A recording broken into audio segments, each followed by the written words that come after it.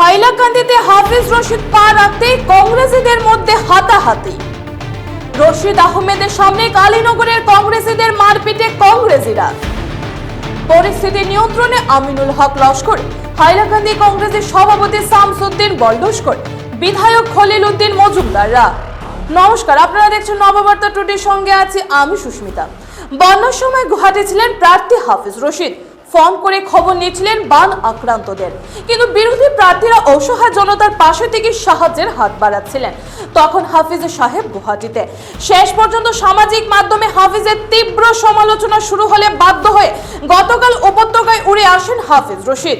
কিন্তু তিনি হাইলাকান্দি জেলায় পা রাখতে শুরু কংগ্রেসীদের মধ্যে হাতাহাতি কাণ্ড। জানা গেছে, নতুন ব্রিজে হাফিজ রশিদকে স্বাগতম জানাতে দাঁড়িয়েছিলেন হাইলাকান্দি জেলার কালীনগরের কংগ্রেস কর্মীরা।